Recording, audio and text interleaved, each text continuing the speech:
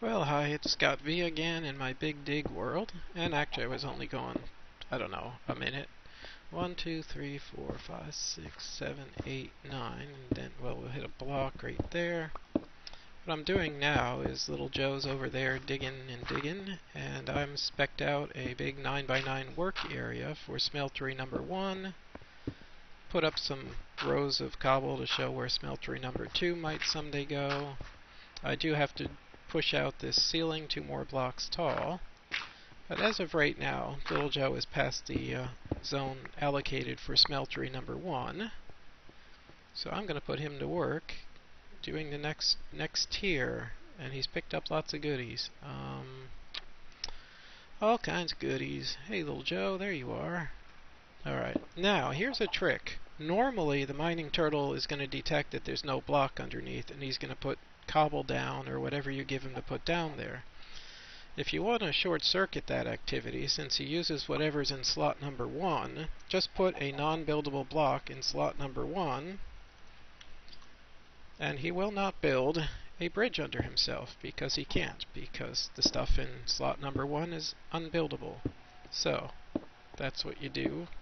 Keep your mining turtles in line. It's a beehive. So much ore. So much ore. Big dig indeed.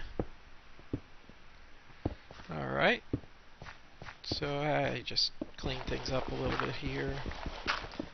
Maybe get some more flint for arrows. For having hilarious duels with pesky skeletons. Lapis, all this stuff. I don't have a shovel, do I? I am currently without the proper tool. But anyway, we got apatite, iron ore, some copper ore. Holy cow. A whole bunch of apatite. Almost no metals. Hey! Little Joe, you're making a mess. Why is it raining? Gravel's down in here. Okay, you're done with that row, okay? Really, come on. Pop. Alright. Turtle head. You go right here. Number 2 up there. I will feed you a couple of coals.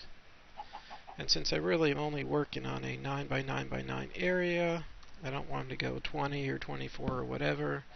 12 will get me over it with a little bit to spare, which is just fine with me. It'll get me halfway through the next section. And for right now, this will leave me a 9x9x9, 4 block tall section. Let's make some smeltery bricks. Well, seared bricks technically. These clockwork engines sure do run down. Anyway, you smelt your grout into seared bricks. 4 seared bricks makes what they should have called a seared block, but seared bricks, plural. Now, a smeltery starts with a 9x9. No, that would suck. A smeltery starts with a 3x3 set of smeltery bricks, usually recessed into the ground. So if we plot this just right, let's see.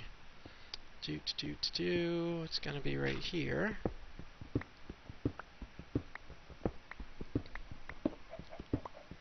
So then we'll have the the sides of the thing and room for the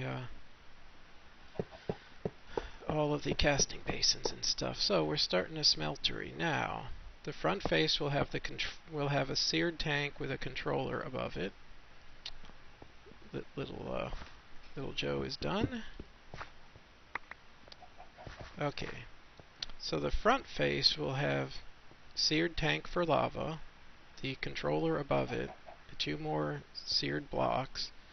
These sides I always do 3 seared blocks, and above that there's going to be two smeltery drains. So we got some more work to do here, but it'll get there. Let's put little Joe here. Hey Joe, where are you going with that pick in your hand? Going down to dig out a tunnel, 'cause I caught him messing around with another man. sometimes the lyrics do not mesh in together. And I'll do this one little strand myself, assuming little Joe does not dump gravel on my head. You know, if you've seen a lot of my stuff, this will be probably very redundant, but if you haven't, it will be all new and strange. How come? I guess I missed one. Oh well. So the basic idea is I'm going to go around the perimeter with seared bricks, and then that second level is where you put all the special blocks and the controller and kind of a neat build.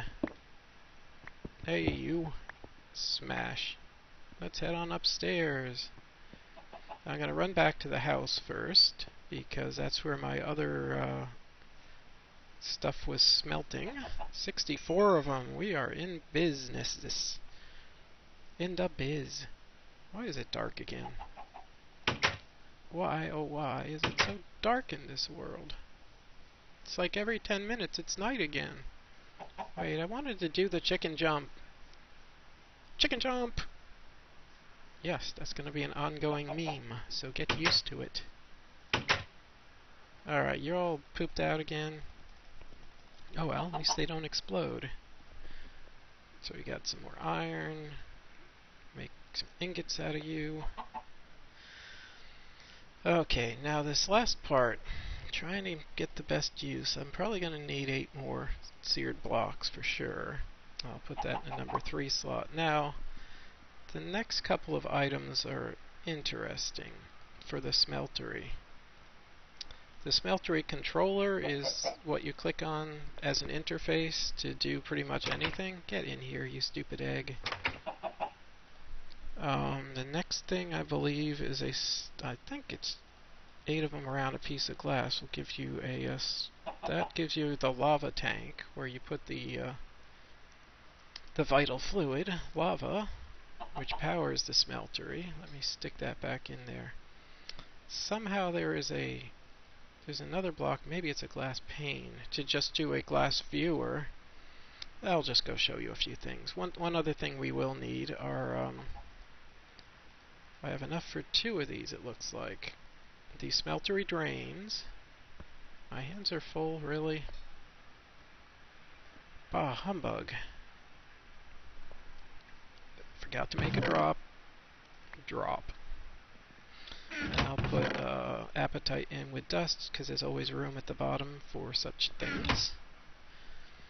Okay, so we got Smeltery drains, and we got seared faucets. Let's go see what that all does. Really, I'm starving again. I am starving, man.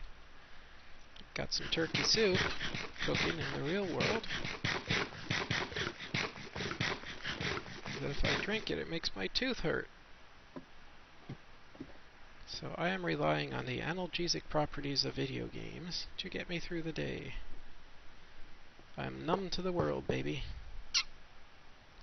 God, it is just so dark in this world. I swear torches used to light stuff up, and every revision of Minecraft just gets more darker and need more torches to get anything done.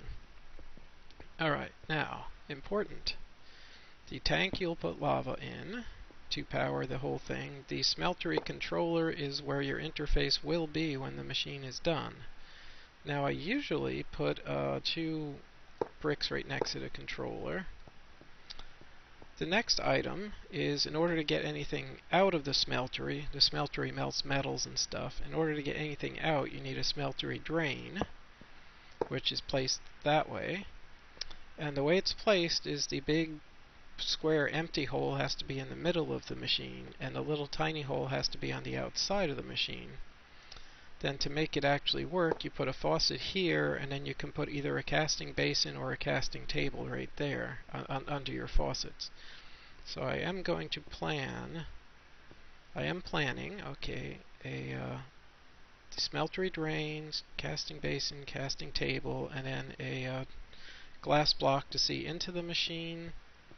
I think I can do 3 Smeltery drains on a side. I haven't done that before. That would be wicked, because then I'd have 8 outputs. Alright.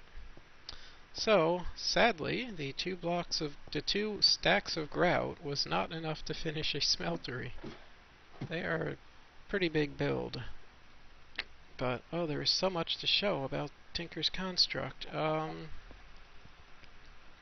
me show this here. It's really interesting. The basic unit of Tinker's Construct, which you actually can just set up with your hand. Before even getting to the Smeltery, you need a couple of things. And let's see right here. They are reasonably simple. They all involve what are called blank patterns. I will take 3 of those. Now, your basic work areas are really pretty clever. Let me do a little shuffling here. I will need a chest, and I will need a crafting table. Now, in your hand, a blank pattern over a chest will give you a tool station, and you immediately get a book about smelting. As soon as the system detects that you're building Smeltery's Tinker's Construct stuff, as soon as you build any of these machines work tables, you get materials and you. You also get one of these when you first enter the game sometimes. As soon as I made my first seared brick, I was given the book. Stop that. Let's do this in a more organized way. As soon as you build one of these tool stations or something, or at the start of the game, you're given the book Materials and You, which is just fascinating, very nice layout. It explains all the cool things you can make with Tinker's Construct, all the weird materials you can use. You can actually make swords and stuff out of cactuses and bone and netherrack. Blue and green slimes as new materials. You can make compressed paper and make things out of that. There's 2 nether ores, cobalt and ardite, which you can alloy together into maniolan, however he thinks you're going to pronounce that. So everything you need to know about the items you're crafting and the materials is in the book Materials and You. The other book, as soon as you start to build a smeltery, or actually as soon as you make your first seared brick, you get a book that explains all kinds of stuff, how to make a smeltery. Everything I'm describing to you right now, it will show you, explain to you, show you what the layout is like. And then it goes on to show you, here are the recipes for the different alloys. Just fascinating. Here shows you how to make the seared bricks, how to make all the different pieces we just talked about. Smeltery drain, seared glass, seared faucet. Casting table is a pant-shaped batch of seared bricks. Casting basin is a U-shaped batch of seared bricks. It's just fascinating stuff. So, very nice mod. As soon as you get started in it, you get the books explaining how to use the mod. That is a good modder, very detail-oriented. Now, getting set up again, as I was saying, you make a few blank patterns, which is 2 planks and 2 sticks, diagonal-wise. The blank pattern over the crafting table gives you a tool station. Blank pattern over a chest gives you a pattern chest. And I think it's a blank... Yeah, the blank pattern over just a plank gives you a stencil table. And none of those will mean anything to you yet. But let's play around a little more. 1, 2, 3, 4. Let's make 1, 2, 3, 4. That's more sticks than I needed. Oh well. I'm just going to make a few more stencils, or patterns as they're called. And now, seared bricks are currently coming out over here. Let me show you how this works here. Now, the things I want, I'm going to need 1 more smeltery drain. Faucet, seared faucet, for the other smeltery drain that doesn't have a faucet on it. I'm going to want a casting table. That's your pant-shaped pattern. And I'm going to want a casting basin, which is a U-shaped pattern. And we're getting close to having this thing fully functional. but there's still some work to be done. Now, setting up with a Tinker's Construct is kind of an interesting experience. Before you even get to casting ingots and stuff, there's other things you can do, and they involve these items that we just made. So the first thing you want is your stencil table. I always put them left to right in this order. Stencil table, pattern chest, tool station. And what these do, the stencil table, you put a blank pattern in here, and then you click next in previous pattern, and you can make stencils. I keep calling them that because it's a stencil table, but it makes patterns. So for example, suppose I want to make a pickaxe. Now I'm going to need some stencils for that. Obviously I need a pickaxe head for a pickaxe. But anyway, you can step through about 25 patterns. And you click it, and now I have a pickaxe head pattern from my stencil table. Now you're probably just going to be lost. I mean, you can read the book to see what other materials, what other pieces your pickaxe is made out of. Or you can just go to your tool station, click the pickaxe, and over on the right, in the middle it's got an icon for each piece you're going to need to make. Over on the right it tells you what they are. It's a pickaxe head, tool binding, and a handle. The wording they use doesn't really match up with reality. It's actually it's a binding and a tool rod, not a handle. And the tool rod actually no longer looks just like the icon there. It's more of a little stubby thing.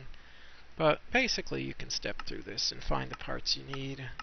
So I need a binding and a tool rod. There is a tool binding I now have a pattern for. And now the tool rod, that's not it. I always get fooled by the knife blade. There's a tool rod, which they call a handle. Next part over is your pattern chest, which, not surprisingly, is where you can store all your patterns. And the part builder is a blank pattern over a log. So, take you, Mr. Blank Pattern. And we'll move our tool station over one more. Escape. Hulk smash.